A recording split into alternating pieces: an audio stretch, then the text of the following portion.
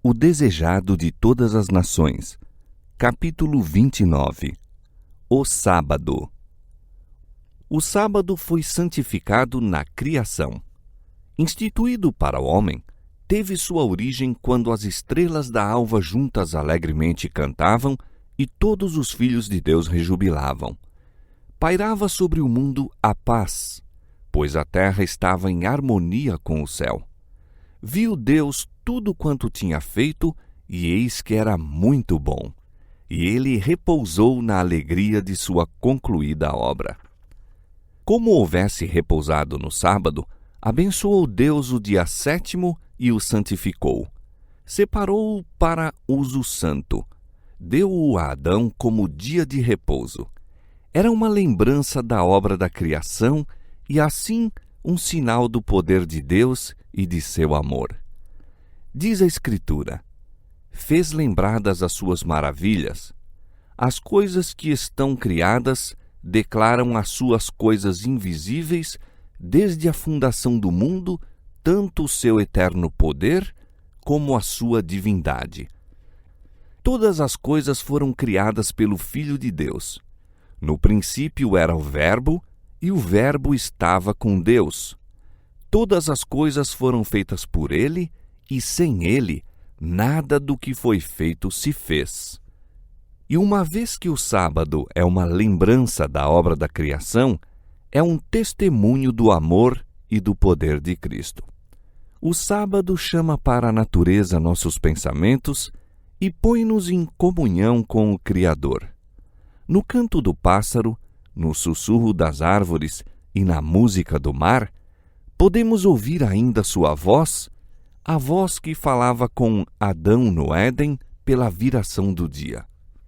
E ao lhe contemplarmos o poder na natureza, encontramos conforto, pois a palavra que criou todas as coisas é a mesma que comunica a vida à alma.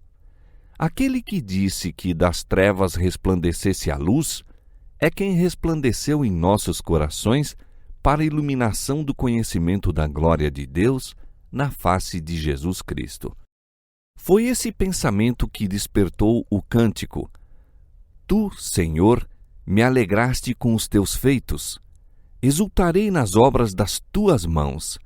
Quão grandes são, Senhor, as tuas obras! Muito profundos são os teus pensamentos.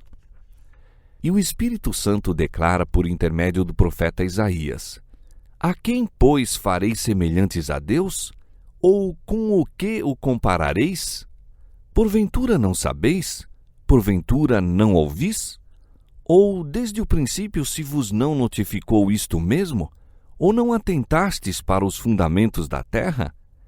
Ele é o que está assentado sobre o globo da terra, cujos moradores são para ele como gafanhotos. Ele é o que estende os céus como cortina e os desenrola como tenda para neles habitar. A quem, pois, me farei semelhante para que lhe seja semelhante? Diz o Santo. Levantai ao alto vossos olhos e vede quem criou estas coisas, quem produz por conta o seu exército, quem a todas chama pelos seus nomes. Por causa da grandeza das suas forças e pela fortaleza do seu poder, nenhuma faltará. Por que, pois, dizes, ó Jacó, e tu falas, ó Israel, o meu caminho está encoberto ao Senhor, e o meu juízo passa de largo pelo meu Deus? Não sabes, não ouviste que o eterno Deus, o Senhor, o Criador dos fins da terra, nem se cansa nem se fatiga? Dá esforço ao cansado e multiplica as forças ao que não tem nenhum vigor. Não temas, porque eu sou contigo. Não te assombres, porque eu sou teu Deus.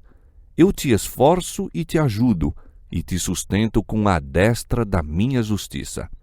Olhai para mim e sereis salvos, vós todos os termos da terra, porque eu sou Deus e não há outro. Eis a mensagem escrita na natureza, e que o sábado se destina a conservar na memória. Quando o Senhor pediu a Israel que lhe santificasse os sábados, disse: servirão de sinal entre mim e vós, para que saibais que eu sou o Senhor vosso Deus. O sábado estava incluído na lei dada no Sinai, mas não foi então que primeiro se tornou conhecido como o dia de descanso. O povo de Israel tinha disso conhecimento antes de chegarem ao Sinai. No caminho para aí, o sábado era guardado. Quando alguns o profanaram, o Senhor os repreendeu, dizendo: Até quando recusareis guardar os meus mandamentos e as minhas leis? O sábado não se destinava meramente a Israel, mas ao mundo. Fora tornado conhecido ao homem no Éden, e como os demais preceitos do Decálogo, é de imutável obrigatoriedade. Dessa lei, de que o quarto mandamento é uma parte, declara Cristo: Até que o céu e a terra passem, nem um jota ou um tio se omitirá da lei, sem que tudo seja cumprido. Enquanto os céus e terra durarem, continuará o sábado como sinal do poder do Criador. E quando o Éden florescer novamente na terra, o santo e divino dia de repouso será honrado por todos debaixo do sol. Desde um sábado até ao outro, os habitantes da glorificada nova terra irão adorar perante mim, diz o Senhor. Nenhuma outra das instituições dadas aos judeus tendia a distingui-los tão completamente das nações circunvizinhas como o sábado. Era a intenção do Senhor que sua observância os designasse como adoradores seus. Seria um sinal de sua separação da idolatria e ligação com o verdadeiro Deus. Mas a fim de santificar o sábado, os homens precisam ser eles próprios santos. Devem, pela fé, tornar-se participantes da justiça de Cristo. Quando foi dado a Israel o mandamento: lembra-te do dia do sábado para o santificar, o Senhor lhes disse também: e ser-me-eis homens santos. Só assim poderia o sábado distinguir Israel como os adoradores de Deus. Ao se apartarem os judeus do Senhor e deixarem de tornar a justiça de Cristo sua pela fé, o sábado perdeu para eles sua significação. Satanás estava procurando exaltar-se e afastar os homens de Cristo e trabalhou para perverter o sábado, pois é o sinal do poder de Cristo. Os guias judaicos cumpriram a vontade de Satanás, rodeando o divino dia de repouso de enfadonhas exigências. Nos dias de Cristo, tão pervertido se tornara o sábado, que sua observância refletia o caráter de homens egoístas e arbitrários, em lugar de o fazer ao caráter do amorável Pai Celeste. Virtualmente, os rabis representavam a Deus como dando leis que os homens não podiam obedecer. Levavam o povo a olhar Deus como tirano e a pensar que a observância do sábado, segundo ele a exigia, tornava os homens duros de coração e cruéis. Competia a Cristo a obra de esclarecer essas mal entendidas concepções. Embora os rabis o seguissem com impiedosa hostilidade, ele nem sequer parecia conformar-se com o que requeriam, mas ia avante, guardando o sábado segundo a lei divina. Um sábado, ao voltarem Jesus e os discípulos do local do culto, passaram por uma seara madura. Jesus continuara seu trabalho até tarde e, ao passarem pelos campos, os discípulos começaram a apanhar espigas e a comer os grãos depois de esfregá-los nas mãos. Em qualquer outro dia, esse ato não teria excitado nenhum comentário, pois uma pessoa que passasse por uma seara ou pomar ou vinha tinha liberdade de colher o que lhe apetecesse comer. Mas fazer isso no sábado era considerado um ato de profanação. Não somente era o apanhar a espiga uma espécie de ceifa, como o esfregá-la nas mãos uma espécie de debulha. Assim, na opinião dos rabis, havia dupla ofensa. Os espias queixaram-se imediatamente a Jesus, dizendo: Vês, por que fazem no sábado o que não é lícito? Quando acusado de pisar o sábado em Betesda, Jesus se defendeu afirmando sua filiação de Deus e declarando que operava em harmonia com o Pai. Agora que eram acusados seus discípulos, cita aos acusadores exemplos do Velho Testamento, atos praticados no sábado pelos que estavam ao serviço de Deus. Os mestres judaicos orgulhavam-se de seu conhecimento das Escrituras e, na resposta do Salvador, havia indireta censura à sua ignorância das sagradas letras. Nunca lestes, disse ele, o que fez Davi quando teve fome, ele e os que com ele estavam? Como entrou na casa de Deus e tomou os pães da proposição, os quais não é lícito comer, senão só aos sacerdotes? E disse-lhes: O sábado foi feito por causa do homem, e não o homem por causa do sábado. Não tendes lido na lei que aos sábados os sacerdotes no templo violam o sábado e ficam sem culpa? Pois eu vos digo que está aqui quem é maior do que o templo. O Filho do Homem até do sábado é Senhor. Se era lícito a Davi satisfazer a fome comendo do pão que fora separado para um fim santo, então era lícito aos discípulos prover a sua necessidade colhendo umas espigas nas sagradas horas do sábado. Demais, os sacerdotes no templo realizavam um maior trabalho no sábado que em outros dias. O mesmo trabalho feito em negócios seculares seria pecado, mas a obra dos sacerdotes era realizada no serviço de Deus. Estavam praticando os ritos que apontavam ao poder redentor de Cristo e seu trabalho achava-se em harmonia com o desígnio do sábado. Agora, porém, viera o próprio Cristo. Os discípulos, fazendo a obra de Cristo, estavam empenhados no serviço de Deus, e o que era necessário à realização dessa obra era direito fazer no dia de sábado. Cristo queria ensinar aos discípulos e aos inimigos que o serviço de Deus está acima de tudo. O objetivo da obra de Deus neste mundo é a redenção do homem. Portanto, tudo quanto é necessário que se faça no sábado, no cumprimento dessa obra, está em harmonia com a lei do sábado. Jesus coroou então seu argumento, declarando-se Senhor do sábado, alguém que estava acima de qualquer dúvida, acima de toda a lei. Esse eterno juiz absolve de culpa os discípulos, apelando para os próprios estatutos de cuja violação são acusados. Jesus não deixou passar a questão como uma simples repreensão aos inimigos. Declarou que, em sua cegueira, se haviam enganado quanto ao desígnio do sábado. Disse: Se vós soubesseis o que significa misericórdia quero e não sacrifício, não condenaríeis os inocentes.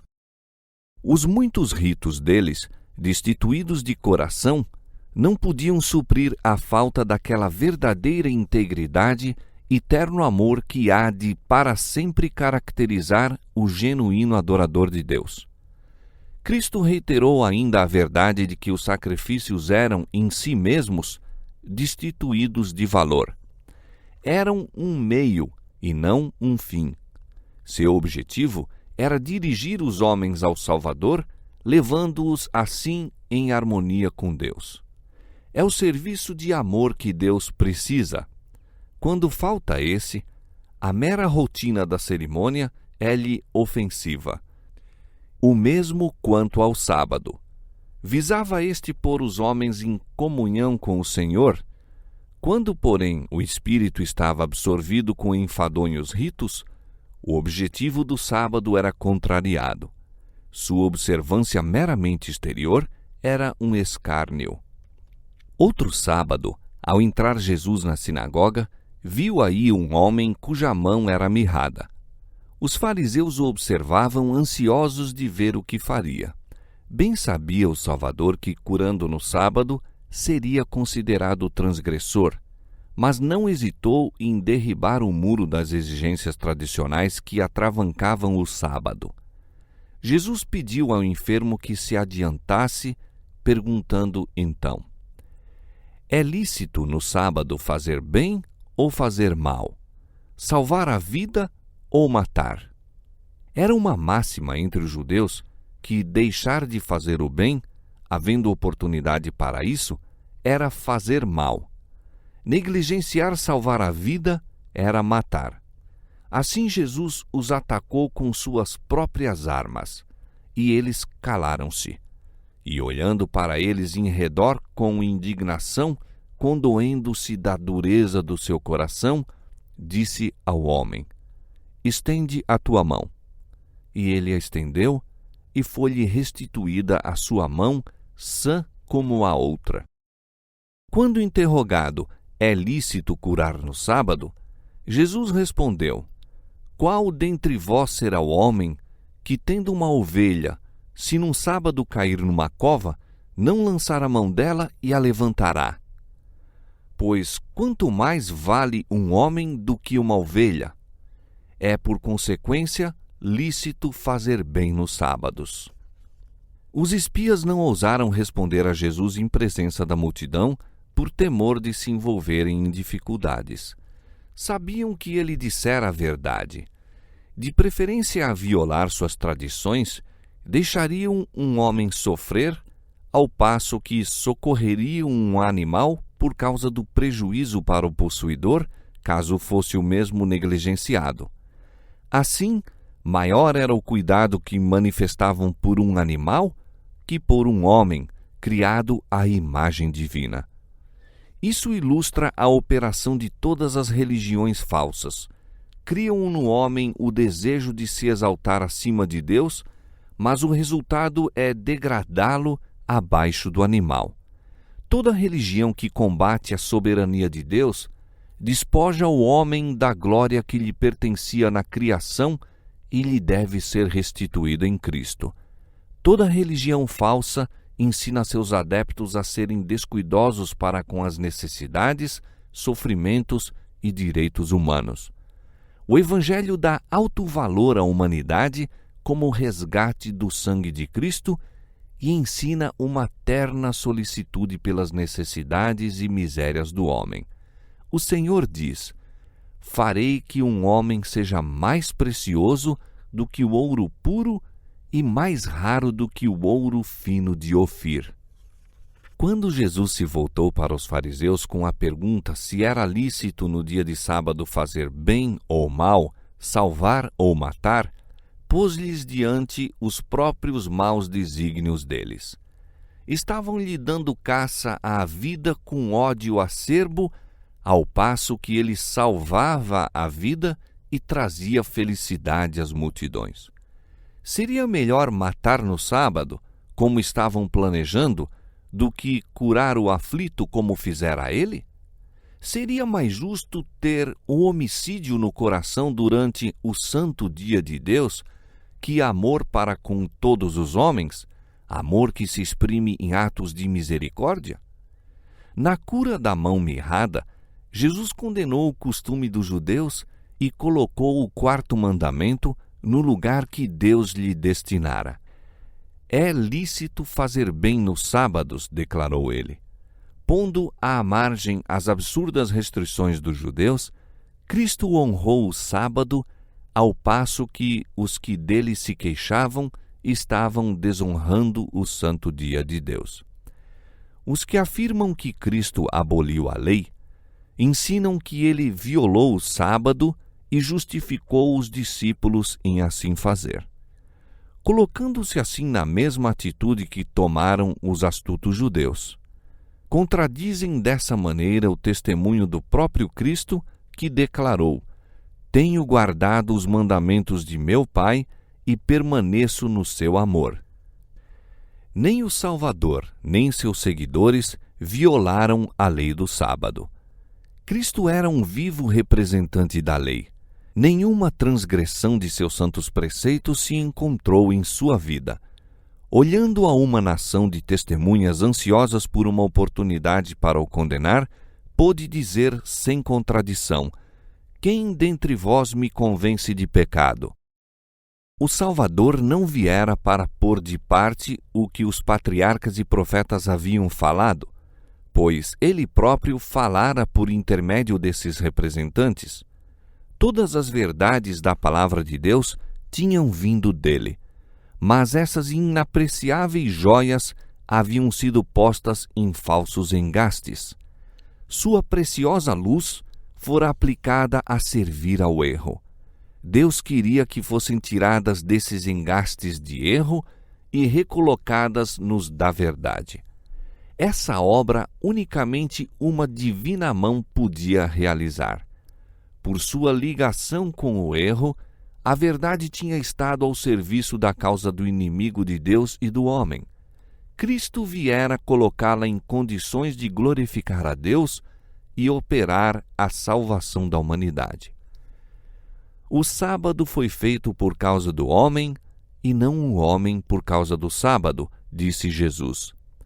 As instituições estabelecidas por Deus são para benefício da humanidade. Tudo isto é por amor de vós. Seja Paulo, seja Apolo, seja Cefas, seja o mundo, seja a vida, seja a morte, seja o presente, seja o futuro, tudo é vosso. E vós de Cristo, e Cristo de Deus. A lei dos 10 mandamentos, da qual o sábado é uma parte, Deus deu a seu povo como uma bênção. O Senhor nos ordenou, disse Moisés, que fizéssemos todos esses estatutos para temer ao Senhor nosso Deus, para o nosso perpétuo bem, para nos guardar em vida. E por intermédio do salmista foi dada a Israel a mensagem: servi ao Senhor com alegria e apresentai-vos a Ele com canto. Sabei que o Senhor é Deus, foi Ele e não nós que nos fez povo seu e ovelhas do seu pasto. Entrai pelas portas dele com louvor e em seus átrios com hinos. E o Senhor declara acerca de todos quantos guardarem o sábado, não o profanando: os levarei ao meu santo monte e os festejarei na minha casa de oração. Assim o Filho do Homem, até do sábado, é Senhor. Estas palavras acham-se repletas de instrução e conforto. Por haver o sábado sido feito para o homem, é o dia do Senhor. Pertence a Cristo, pois todas as coisas foram feitas por Ele, e sem Ele, nada do que foi feito se fez. Uma vez que Ele fez todas as coisas, fez também o sábado. Este foi por Ele posto à parte como lembrança da criação. Mostra-o como Criador, tanto como Santificador. Declara que aquele que criou todas as coisas no céu e na terra, e por quem todas as coisas se mantêm unidas, é a cabeça da Igreja e que por seu poder somos reconciliados com Deus. Pois, falando de Israel, disse: também lhes dei os meus sábados, para que servissem de sinal entre mim e eles, para que soubessem que eu sou o Senhor que os santifica, os torna santos. Portanto, o sábado é um sinal do poder de Cristo para nos fazer santos. E é dado a todos quantos Cristo santifica.